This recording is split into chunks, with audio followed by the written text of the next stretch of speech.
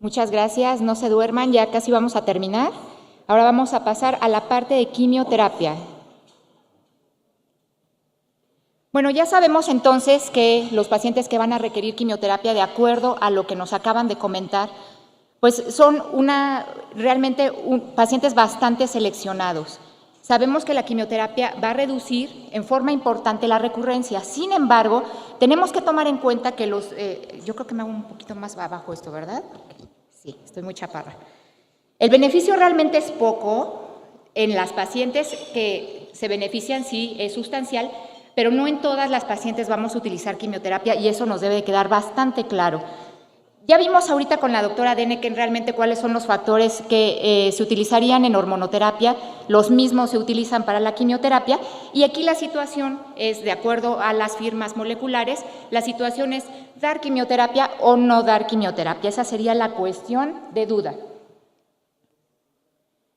Desde hace 15 años que se están utilizando las plataformas moleculares, lo que sí se ha visto es que hay una reducción en los pacientes,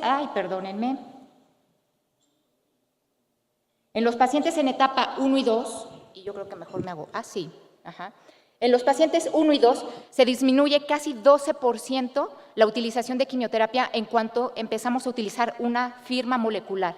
Y en los pacientes con ganglios negativos y positivos casi es un 20%. Vean ustedes entonces que el impacto sí es grande en costo, en tratamiento, en todos los efectos secundarios que vamos a tener con las pacientes si les damos quimioterapia a las pacientes que realmente no lo ocupaban.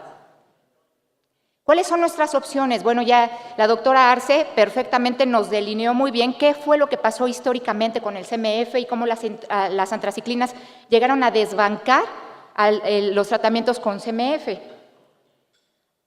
Los beneficios que tenemos con las antraciclinas muy tangibles son estos. El riesgo de recurrencia se beneficia en 12%, disminuye la mortalidad por cáncer de mama en un 7% y disminuye la mortalidad global en un 15%. Entonces, realmente el medicamento es bueno, funciona perfectamente bien.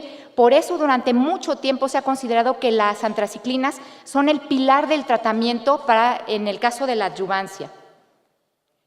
Pero, ¿qué sucede? Bueno, siempre es bueno mejorar. Cuando se adicionan los taxanos a los tratamientos con antraciclinas, vemos que el riesgo de recurrencia se beneficia un 5% más, se beneficia un 3% más la mortalidad por cáncer de mama y la mortalidad global hasta en un 3%. En realidad, esto es bastante más al adicionar un medicamento que, recuerden ustedes, a veces ya sé que nosotros los oncólogos médicos nos emocionamos por un 3%, pero realmente son avances, bastantes avances, ¿no? Y si empezamos a hacer la sumatoria entre lo que aportan las antraciclinas y se aporta con los taxanos, pues ya tenemos un riesgo mucho más sustancial.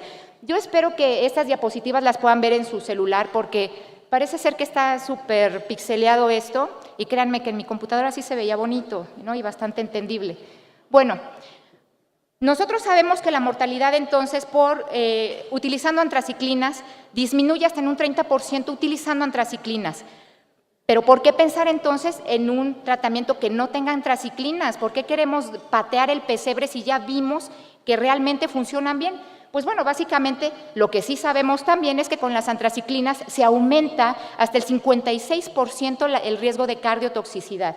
Y además hay un riesgo incrementado de 1 de cada 200 pacientes que pueden tener una neoplasia hematológica. Entonces, pues esto no es despreciable. Entonces, hay que buscar opciones menos tóxicas que sean igualmente efectivas.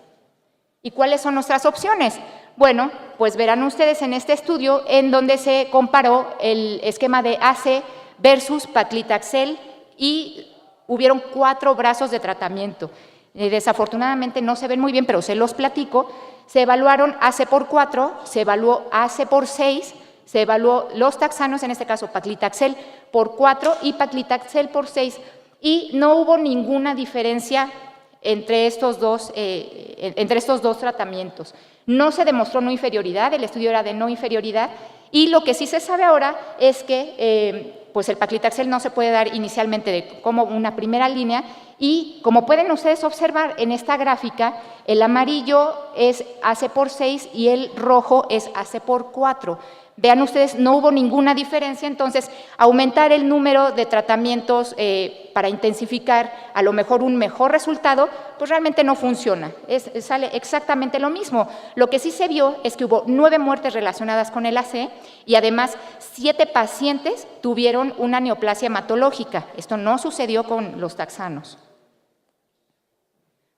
Posteriormente, bueno, pues continuábamos, ¿no? O sea, ya sabemos que antraciclinas funcionan, etcétera, pero queremos ver algo menos tóxico para nuestras pacientes. En estas pacientes en las cuales por alguna razón tienen una cardiopatía o son hipertensas de larga evolución, etcétera, etcétera, etcétera, ¿qué puedo ofrecerles si no van a ser antraciclinas? Entonces, se hace este estudio del grupo US Oncology, en donde se evalúa el tratamiento de AC versus el tratamiento de TC, que personalmente quiero decirles que a mí me gusta, o sea, yo es un esquema que sí utilizo actualmente. Y bueno, ahorita van a ver, hubo un momento de la historia en el cual me partieron el corazón, pero ahorita les platico esa historia.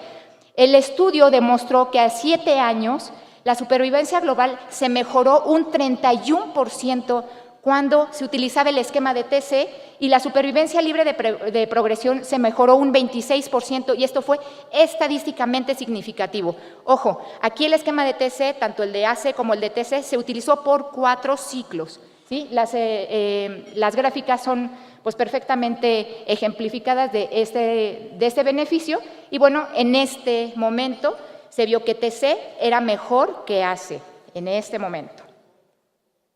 Bueno, esto es lo mismo y posteriormente pues no queríamos darle la espalda a lo que tanto tiempo estuvo respaldando nuestros tratamientos, por lo tanto, este estudio evaluó esquemas con antraciclinas de esqueleto más algún taxano.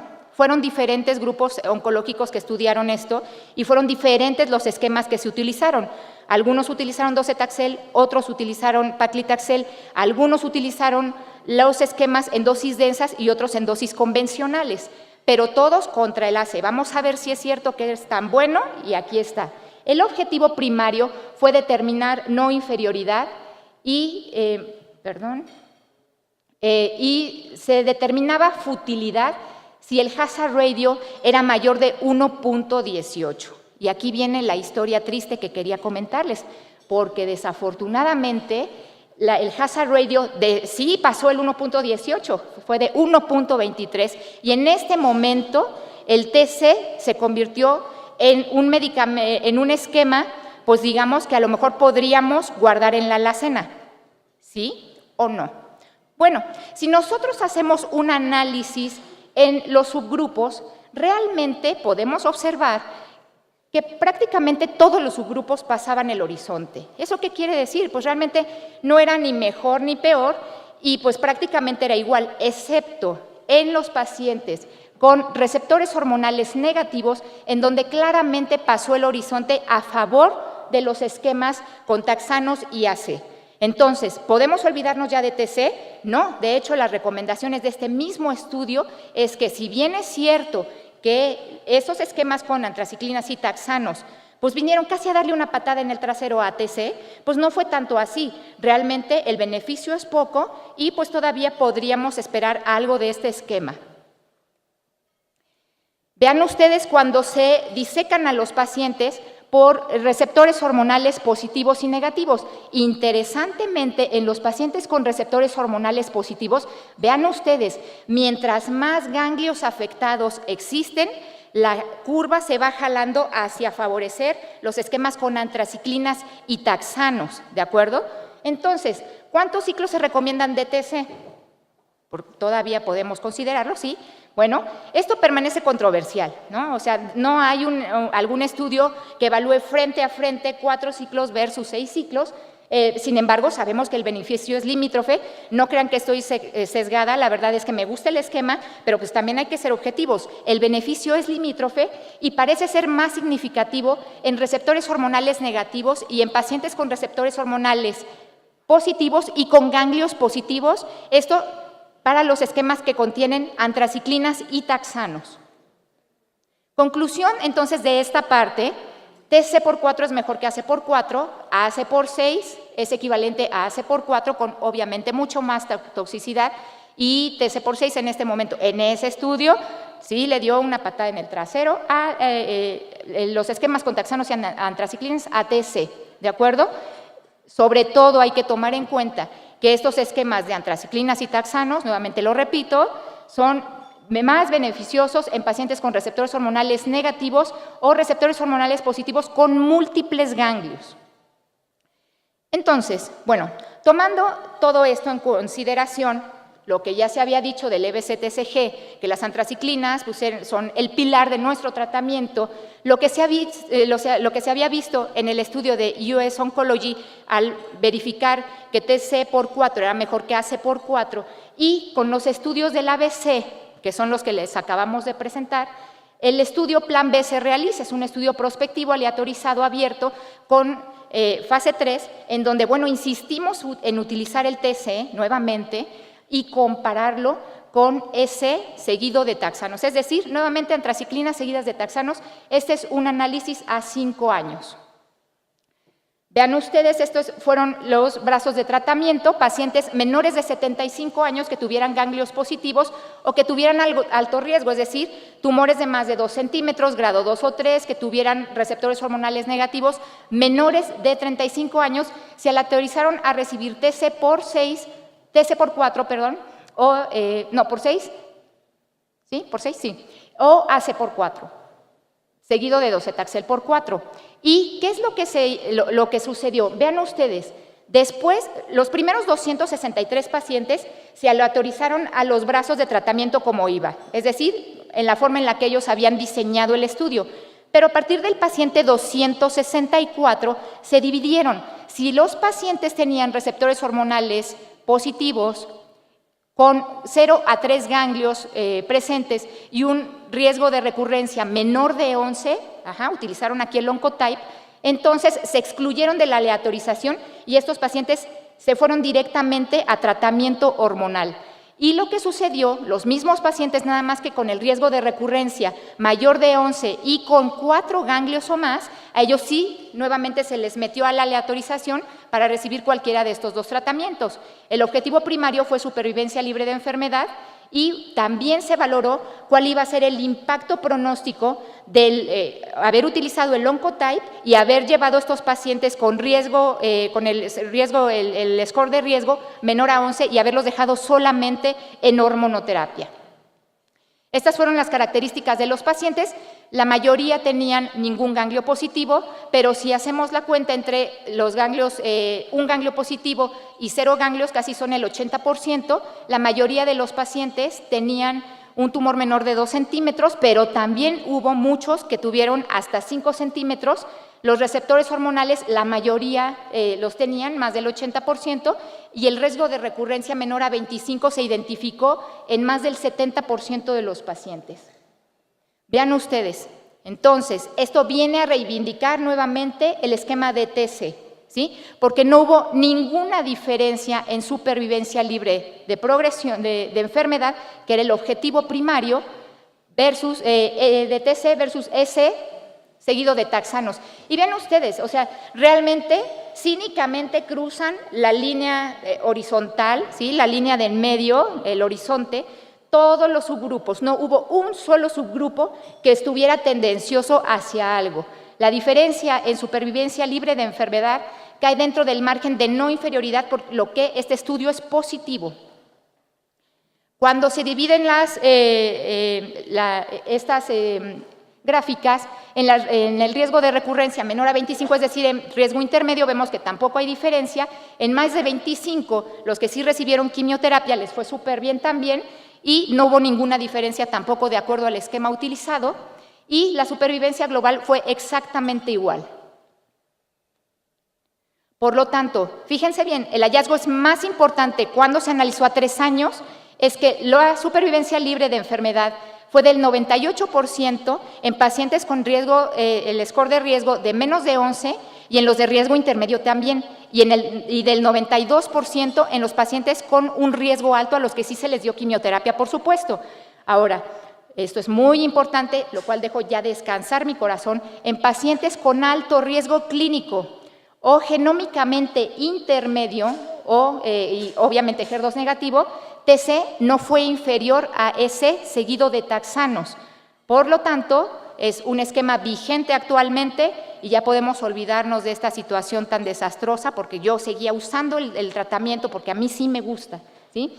Algo interesante es que hasta 10% de los pacientes se reclasificaron de luminal A a luminal B cuando se hizo el score de riesgo, por lo cual sí tenemos que tener esto que nos enseña que pues, los pacientes realmente tienen que hacerse el score de riesgo siempre y cuando lo tengamos disponible, porque pacientes que veamos que pudiera ser una oveja, puede ser un lobo vestido de oveja, ¿sí? Puede ser que hasta 10% de estos luminales A que nosotros vemos, pues no hay problema, le voy a dar hormonoterapia, caigan en un riesgo alto. Ahora vamos a pasar rápidamente a la parte de dosis densas, porque esto también es importante y actualmente, por lo menos en ASCO de este año, fue algo de lo que causó más revuelo. Ahorita les explico muy bien las definiciones más gráficamente. Lo que quiero comentarles es que, si ustedes recordarán, cuando nosotros somos estudiantes y en el primer año, ¿cómo nos traen azotados con esto del crecimiento tumoral y las leyes de Norton-Simon, etcétera? Bueno, sí son aplicables. Ustedes y yo todos sabemos que de acuerdo al crecimiento gompertziano, los tumores más pequeños crecen proporcionalmente más rápido que los tumores grandes. Obviamente, hay mayor vasculatura, todo en general funciona mucho mejor en los tumores más pequeños. Sabemos también que dar quimioterapia disminuye el tamaño del tumor y entonces estamos provocando a su vez que el tumor rápidamente vuelva a crecer. Pero aquí entra la hipótesis de Norton-Simon. La quimioterapia es más letal en tumores más pequeños. Por lo tanto, mientras más disminuimos el tumor y damos quimioterapia, incidimos en su tasa de crecimiento. ¿Y esto qué? Bueno, pues resulta que lo que se ha descubierto es que las dosis densas tienen una concentración sérica mucho más constante cuando se dan en esta situación que cuando se dan a dosis convencionales. Por eso se mencionan estas hipótesis de crecimiento tumoral. Y vean ustedes, esto es muy interesante porque yo también me acabo de enterar de algunas cosas ahora que hice la plática, y vean ustedes cuántas situaciones distintas podemos tener. Las dosis convencionales se dan unas dosis fijas cada 21 días. Cuando estamos hablando de dosis densas, estamos hablando de más dosis igual a plazos de cada 3 semanas. Cuando hablamos de dosis densas, estamos dando menos dosis en un periodo menor de tiempo, cada 14 días. Cuando hablamos de dosis densas intensas, estamos hablando de dar más tratamiento en menor tiempo, cada 14 días. Y hay algo nuevo que yo descubrí que no sabía que existía, y esto es las dosis densas hechas a la medida, ¿sí? Esto es calculando el nadir, no calculando, viendo el nadir del paciente. Inicialmente damos una dosis convencional, de acuerdo al nadir del paciente, puedo aumentar la dosis en un plazo corto, en 14 días, y si me lo tolera, vuelvo a aumentar la dosis, ¿sí? Y si el paciente ya no tolera más por el nadir, ya no lo aguanta, entonces me regreso. Estas son dosis perfectamente personalizadas. Estarán de acuerdo que no todos los pacientes se comportan igual y que realmente por eso estas son dosis hechas a la medida. Bueno, ¿cuál es la importancia? Lo hemos visto con este estudio de dar paclitaxel semanal. Y bueno, en general este estudio evaluó los taxanos en diferentes fases. Taxanos dados cada semana, taxanos dados cada 21 días, tanto docetaxel como paclitaxel. Y lo que podemos ver en esta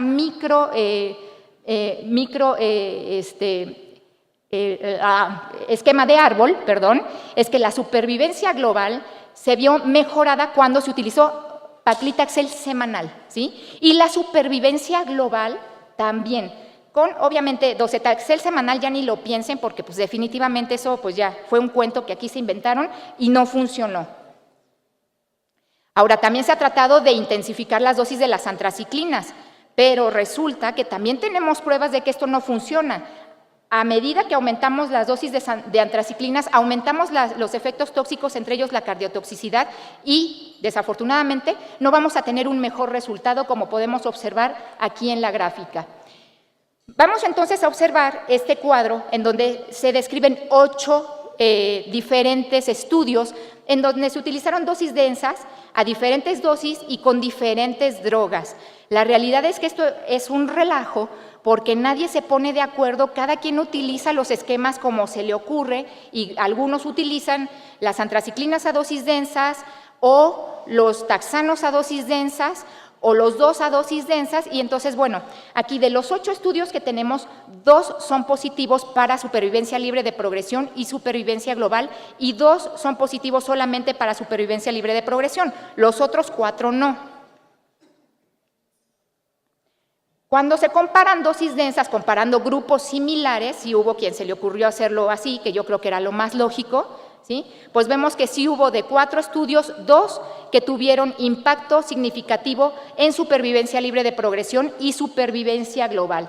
Los esquemas de dosis densas generalmente son esquemas muy extraños, ¿sí? Y bueno, sí tenemos que estar preparados para que si queremos utilizarlos, necesitamos el apoyo de factor estimulante de colonias, porque si los damos así, pues en automático el paciente no los va a aguantar y se convierten en dosis convencionales y pues no tiene caso. Se supone que tenemos que darlo a quien sí le va a funcionar de la manera que le va a funcionar. Entonces, en este metaanálisis que se presentó el año pasado, pues ya juntaron todos los estudios que hay, dosis densas dadas a 2 semanas versus las estándares que son a 3 semanas, secuenciales versus concomitantes dados cada 3 semanas y secuenciales cada 2 semanas versus concomitantes.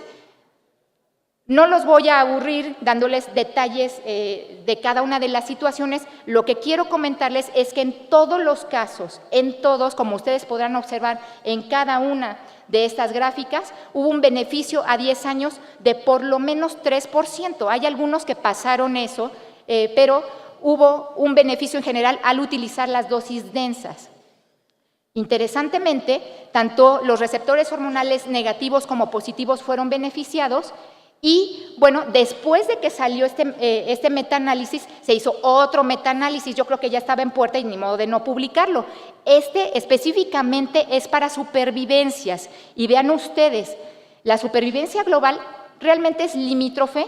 Cuando ustedes ven aquí los estudios que se tomaron en cuenta, hay muchos que cruzaron el horizonte y bueno, aunque es limítrofe, fue positiva la supervivencia global al utilizar dosis densas. Y cuando se diseca por receptores hormonales positivos y negativos, vemos que el impacto mayor, y sin duda, es en los receptores hormonales negativos. Y como son HER2 positivo, pues entonces triples negativo, ¿no? Entonces, vean ustedes, ganglios positivos también tuvo impacto, y ganglios positivos y negativos de alto riesgo realmente no. Cuando ya se hace el pool de estos pacientes mezclados, no hubo como mayor relevancia. Lo que sí tiene relevancia, y esto es muy importante, es que las toxicidades definitivamente son mucho mayores con las dosis densas. Hay que estar preparados para eso, porque si nos agarran con los dedos en la puerta, pues no, eso no se vale. Hay que estar súper preparados si vamos a utilizar dosis densas. Las conclusiones es que disminuir, es decir, utilizar la quimioterapia en dosis densas y en forma secuencial en lugar de concomitante, disminuyen la recurrencia y la muerte por cáncer de mama en un 15% y pues, sin embargo, siempre hay un pero, resulta que la intensificación de las dosis de antraciclinas, porque ustedes recordarán que en algunos de los estudios se daban dosis intensas de antraciclinas también, no solamente de los taxanos, ¿sí? Al intensificar estas dosis de antraciclinas, pues aumentamos la cardiotoxicidad evidentemente y hay ocurrencia, lo que hemos repetido muchas veces, de neoplasias secundarias a las antraciclinas. Este es un esquema de las dosis densas a la medida de un estudio que lo traje para ejemplificarles a ustedes cómo se utiliza. Dosis normales, dosis convencionales, se comienzan a dar al inicio de todos los pacientes. Si el paciente responde bien, se aumenta. Si el paciente responde bien, se aumenta. Si el paciente responde bien, se aumenta hasta 3 veces, ¿sí? Si por el contrario, el paciente no responde bien y desde el inicio tiene un nadir bajo de la cuenta de neutrófilos, entonces se bajan las dosis. Y si vuelve a suceder esto, se bajan las dosis. Quiere decir que el paciente no está en realidad tolerando también el tratamiento, pero también es un tratamiento personalizado y tiene todo un tope.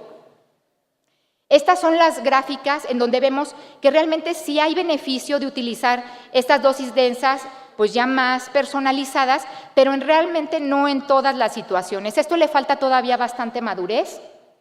Y bueno, lo que sí quería comentarles es que, y esto sí es importante porque las guías de ASCO ya lo están considerando, pacientes que inicialmente habían tenido su neoadyuvancia con antraciclinas y taxanos y que tienen residual, ya sea desde una etapa 1 hasta una etapa 3B o ganglios positivos, ya está en las guías autorizado utilizar capecitabina como adyuvancia. Esto ya no tiene como mayor vuelta, demostró supervivencia libre de progresión, demostró supervivencia global positiva a 5 años y pues es muy claro el beneficio.